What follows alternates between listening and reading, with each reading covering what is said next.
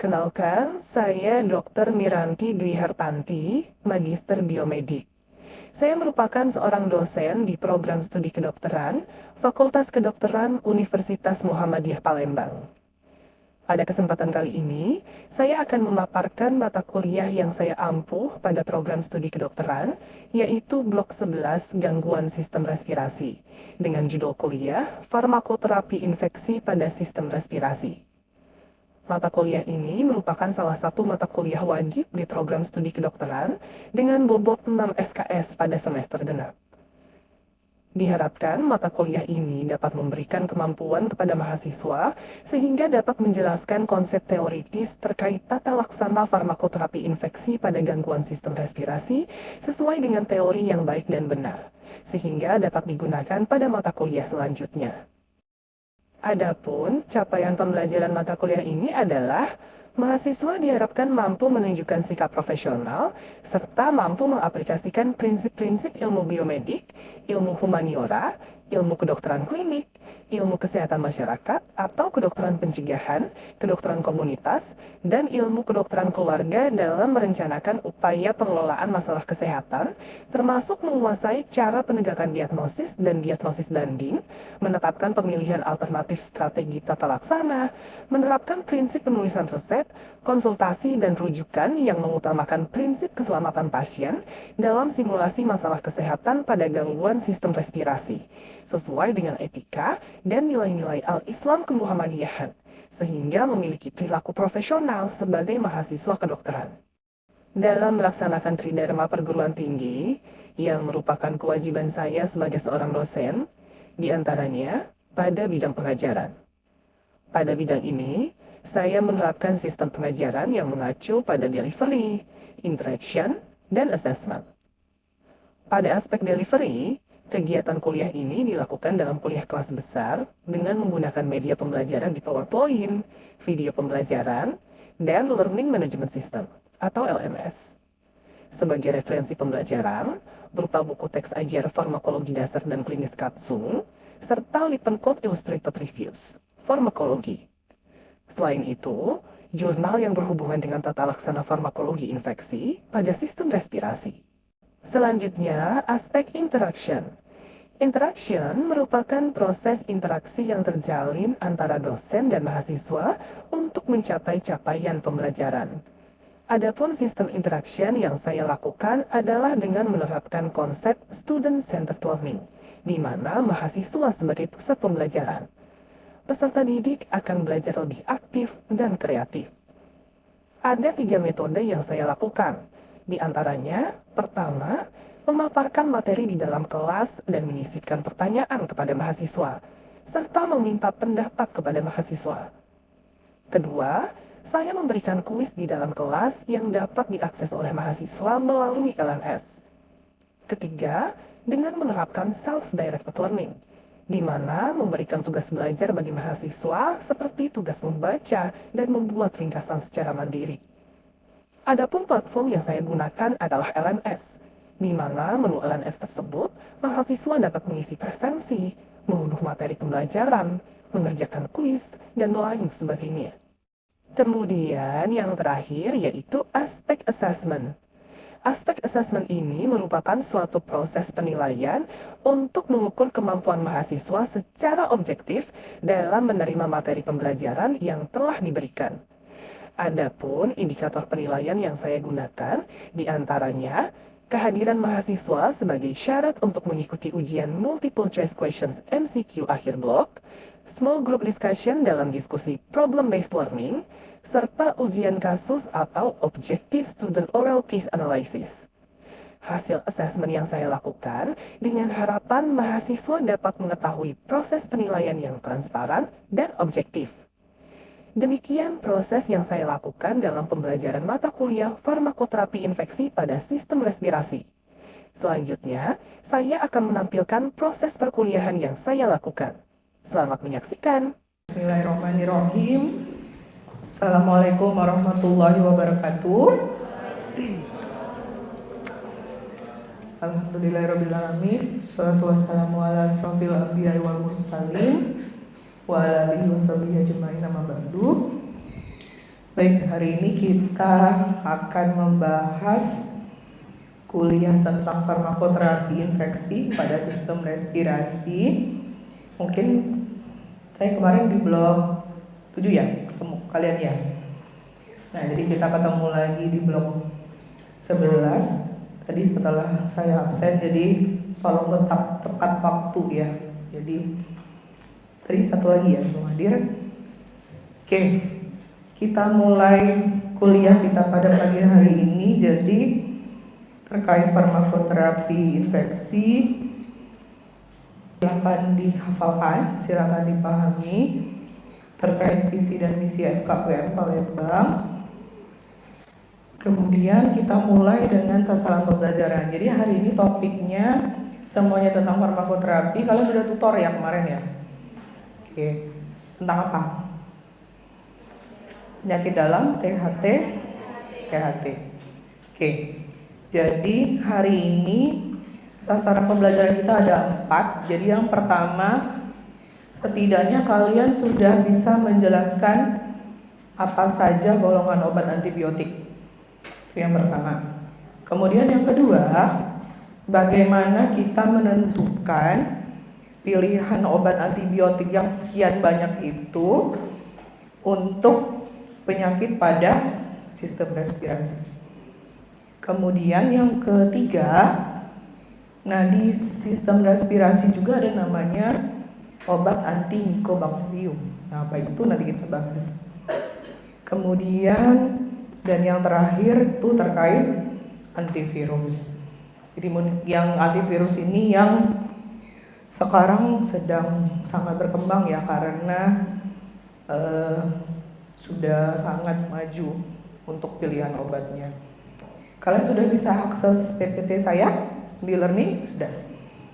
Oke, nanti kita ada quiz ya setelah kuliah. Oke, kita mulai. Yang pertama terkait antibiotik. Ada yang tahu apa itu antibiotik? Harusnya di PPT-nya udah ada ya. Ada yang tahu? Silakan raise your hand. Ada yang tahu? Boleh.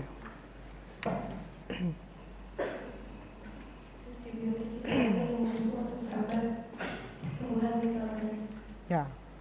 Jadi kalau udah bilang antibiotik berarti agent.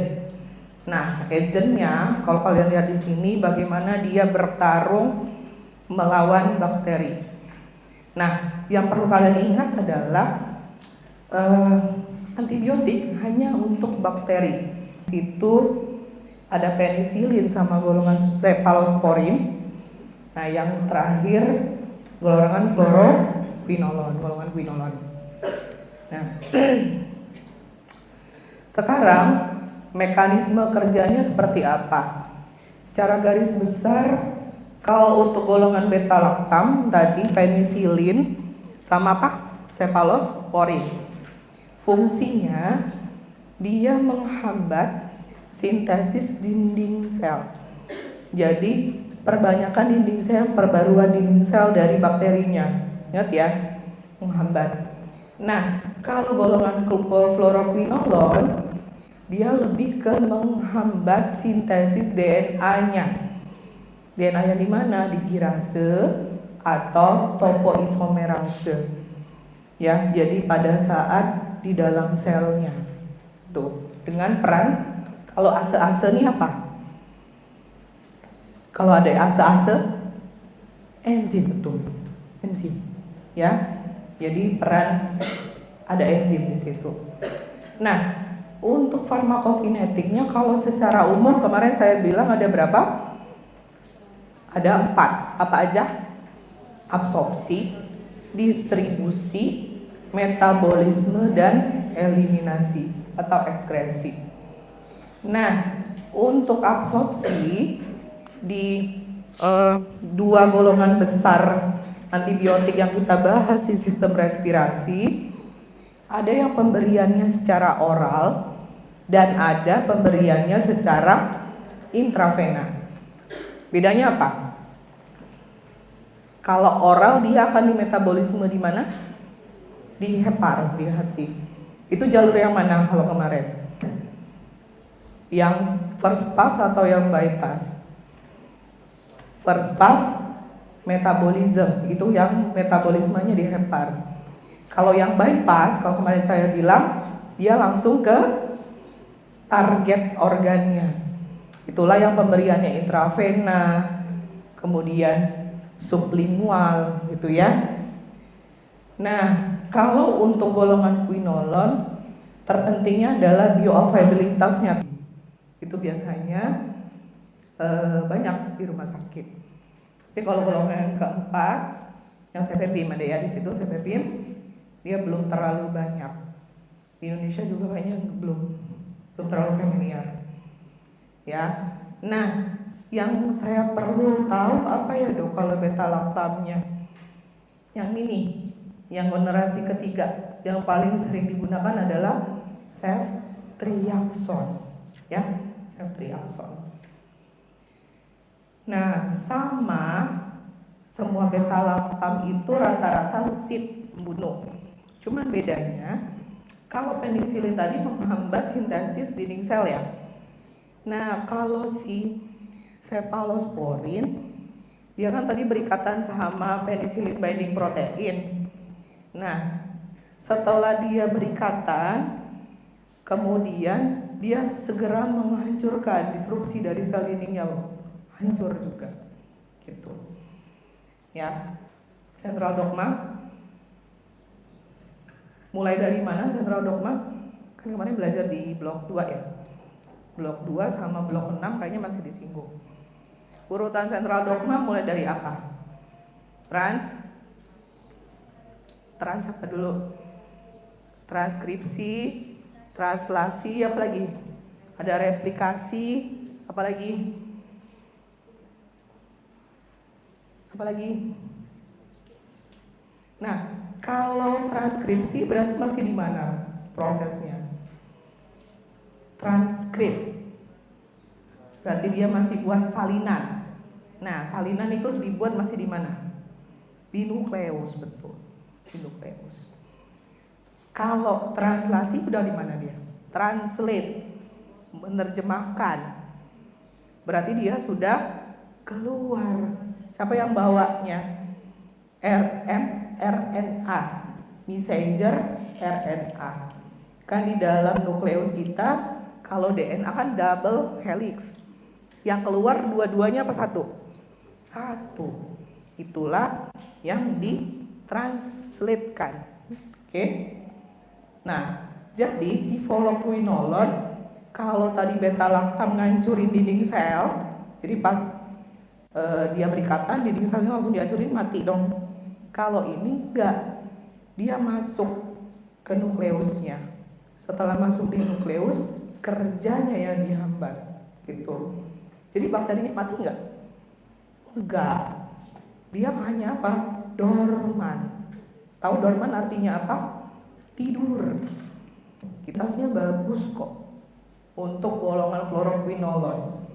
Berarti dia sampai ke targetnya, ke berikatan di darah itu bisa sampai 95%. Nah, untuk distribusinya di cairan tubuh sama kayak beta lactam tadi, sama jaringan. Untuk metabolismenya, untuk serum half-life-nya, jadi dia berada di dalam serum darah, hidupnya sekitar 3-10 jam. Lumayan lama bertahan di darah. Nanti dikeluarkan melalui urin. Sama seperti beta lactam tadi. Dia dari sekresi tubuler sama infiltrasi dari glomerulus. Oke. Nah, ini penggunaannya. Jadi yang paling sering adalah Cipro. Ini di puskesmas, di klinik, ini rata-rata ada untuk vaskes tingkat 1. Kalau nanti kalian sudah jadi dokter umum. Nah, kalau sudah di rumah sakit, paling sering kalau nggak levofloxacin ada ofloxacin. Ya, lihat di sini, dia rata-rata pemberiannya berapa kali? Bisa 1 kali. Kalau Cipro 2, di twice, di 500 mg diberikan 2 kali. Kalau kita lihat di sini mungkin yang terbaik lama hidupnya ini ya, moksi ya bisa sampai 10 jam. Oke. Nah, sekarang ciprofloxacin. Baik oral maupun intravena, sebenarnya dia mencapai tes tengah seperti yang kurva saya bilang tadi. Itu sekitar 4 jam dia bertahan di peaknya di atas. Sekitar 4 jam bertahan. Nah, dosisnya itu 12 jam. Berarti kalau 12 jam 2 kali. Jadi kalau minumnya jam 6 pagi, kedua kalinya minum jam berapa? Jam 6 sore. Gitu. Diingatkan pasiennya. Nah, efek sampingnya ke gastrointestinal ya, jadi hampir mirip mual, muntah, kemudian bisa neurotoksik sama tendonitis. Jadi kalau ada pasien datang ke kalian meresepkan ciprofloxacin, terus dia bilang, "Dok, kok otot-otot saya jadi nyeri ya?" Jadi di tendon-tendon misalnya seperti itu. Dia nggak akan bilang tendon, pasti dia bilangnya ototnya nyeri. Nah, kemungkinan ada efek sampingnya yaitu tendonitis, ya. Oke. Nah, sekarang sebelum kita lanjut, ada yang mau dikonfirmasi dulu? Jadi ingat ya, ada 2 yang besarnya. Beta lactam ada apa aja tadi? Penisilin sama apa? Sama cephalosporin. Satu lagi fluoroquinolone. Penisilin paling sering apa yang ada? Amox, atau memang bentuk penisilin ya, penisilin G atau V. Kemudian cephalosporin tadi contoh obatnya apa? Contoh obatnya apa tadi? Ceftriaxone. Kalau fluoroquinolone yang mana? Amoxicillin. Perlu antibiotik nggak kira-kira? Ini keluhannya udah berapa hari di skenario-nya? Nah, tanggung ya. Sebelum 3 lebih 3. Jadi ini kira-kira penyebabnya bakteri apa virus? Oh, yakin bakteri, karena sudah 3 hari. Oke. Jadi kalau bakteri kalian mau kasih antibiotik. Oke, antibiotik mana yang mau kalian kasih? Amoxicillin aja. Gak ada riwayat sebelumnya? Gak. Jadi sama kayak yang saya jelaskan di awal ya, riwayat gak ada. Kemudian keluhannya mungkin sudah mengarah ke bakteri, mau dikasih amoxicillin dulu. Nah, amoxicillin berapa kali kasihnya? Ini dewasa anak-anak? Dewasa. Mau dikasih berapa kali? Kalau memang kalian mau kasih amoxicillin, kerjanya setiap berapa jam? Ya, 6-8 jam. Jadi kalau 8 jam berapa kali? 3 kali. Dosisnya berapa tadi? 500. Aha. Ya, gitulah kira-kira. Oke. Cuman nggak tahu ya, saya belum baca skenario-nya lengkap ya, saya nggak ikut tutor soalnya. Oke. Kemudian, nah kita lanjut ke sini ya. Jadi implikasi pada penyakit. Tahu sinusitis? Sudah kuliah THT-nya? Oh, ini belum. Ya, nggak apa-apa, saya singgung-singgung dikit. Nah, jadi sinusitis itu kalau itis berarti radang. Dia punya peradangan pada rongga-rongga sinus. Namanya sinus berarti rongga. Ada berapa macam? Ada 4. Mungkin kalau udah dibaca ya. Jadi ada yang di atas mata kalian namanya frontal. Kemudian di sekitar dekat mata ada namanya ethmoid. Kemudian agak ke bawah sedikit yang kecil ini itu sphenoid. Nah, yang besar yang paling sering adalah maksila. Jadi ada 4. Nah, si sinusitis selain inflamasi atau peradangan bisa karena apa? Sumbatan, tempat sirkulasinya. Ya. Nah, kemudian apa yang menumpuk di situ? Cairan. Jadi, kalau seandainya nih curiga sinusitis, nyerinya di sini. Kalian mikirnya apa? Frontalis misalnya. Terus pasiennya ngomong, "Dok, saya nyerinya di pipi." Ya, maksilaris. Jadi sebenarnya bergantung dengan posisi. Tuh ya. Nah, Untuk sinusitis biasanya penyebabnya adalah bakteri Streptococcus. Streptococcus tadi gram positif apa negatif? Positif. Oke. Nah, kalau dia masih akut, nih yang bisa kalian gunakan, pilih salah satu. Mulai dari lini yang paling mudah dulu deh, amoxicillin, jadi kurang penicillin. Kemudian bisa cotrimoxazole, erythromycin atau doxycycline. Kalau terjadi resistensi karena Streptococcus pneumoniae, berarti kan dia menghasilkan ada namanya enzim beta laktamase, sehingga ada namanya amoxicillin yang digabung sama clavulanan atau yang kita sebut sebagai amoxiclav. Mungkin kalau kalian pernah dapat, jadi obatnya bukan cuma amoxicillin, ada gabungan namanya amoxicillin clavulanan atau amoxiclav, atau bisa kita kasih golongan fluoroquinolone. Tuh. Ya, ini untuk sinusitis. Karena pasien sinusitis biasanya kadang-kadang bukan pertama kali datang. Dia datangnya udah berulang. Kadang-kadang mungkin dulu sempat dioperasi, disedot tuh, ulang lagi. Tuh ya. Jadi kemungkinan bisa terjadi ini nih, resistensi. Jadi si Streptococcusnya. Oke, sekarang kita lanjut ke antimycobacterium. Antibiotik sudah cukup jelas sampai sini? Jelas ya. Oke, sekarang kita lanjut ke topik yang kedua. Saya sampai jam berapa ya? 9.20. Masih ada 20 menit. Nah, untuk antimycobacterium biasanya apa sih? Untuk obat apa? TBC ya, TBC. Di Indonesia banyak, peringkat kedua dunia TBC-nya. Belum eliminasi sampai sekarang. Pasien di KDK pun banyak yang masih ngambil obat, apalagi di puskes tambah banyak ya. Hati-hati.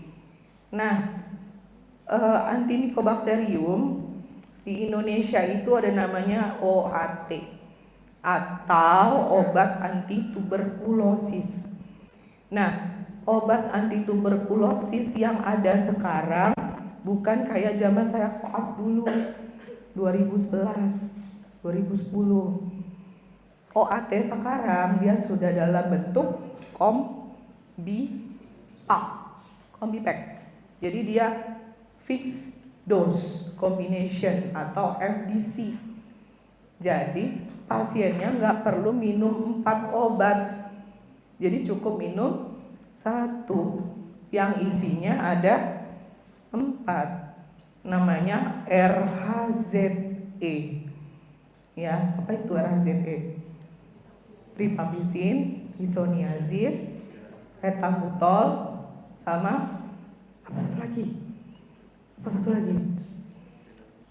Nanti kita lihat satu-satu. Di sendinya nyeri. Kemudian pyrazinamide. Jadi kalau pyrazinamide efek sampingnya adalah peningkatan asam urat, berarti gout, bengkak. Sendi-sendinya bengkak. Itu ya. Kemudian kalau ethambutol ice, matanya yang bermasalah. Jadi dia ada kesulitan dalam penglihatan. Dan yang terakhir streptomycin. Nah, kalau streptomycin dia ototoksik.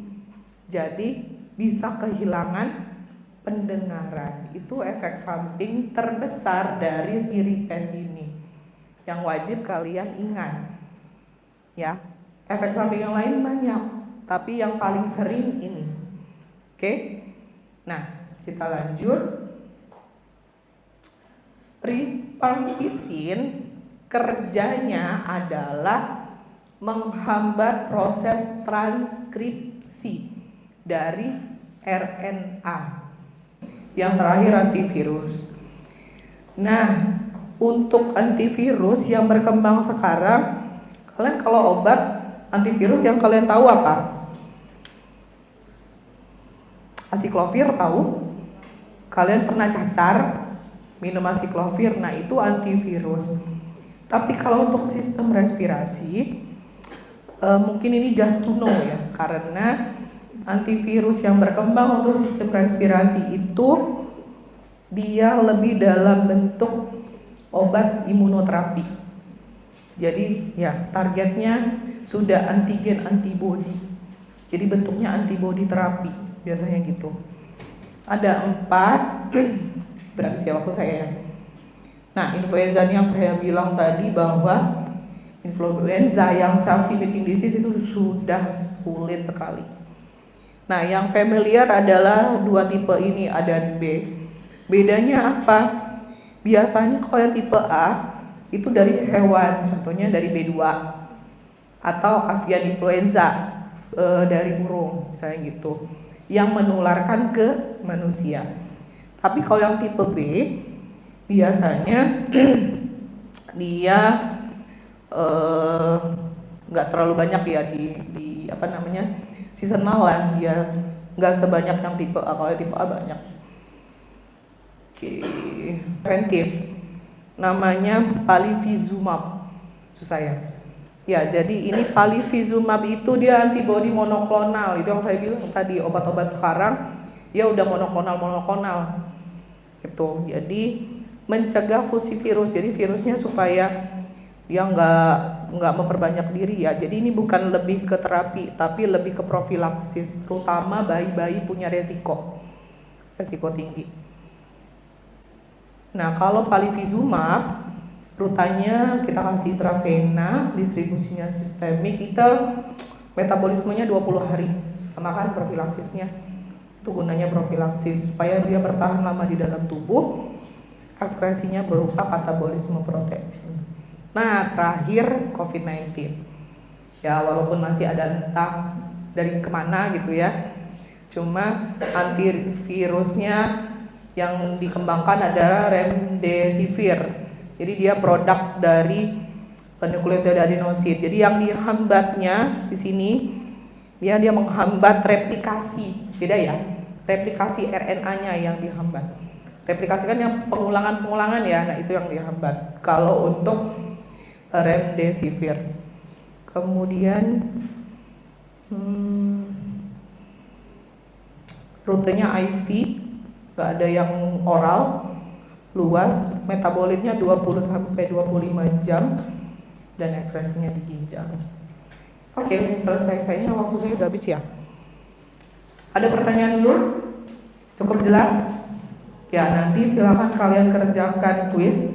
Nanti saya open, bisa dikerjakan sampai jam 2. Karena hari ini kalian kuliahnya padat ya. Ya, nanti saya buka kelas sampai jam 2, silakan dikerjakan. Lihat di e-learning masing-masing ya. Oke, saya tutup ya. Terima kasih banyak. Nasrul minal fatun qorib. Wassalamualaikum warahmatullahi wabarakatuh.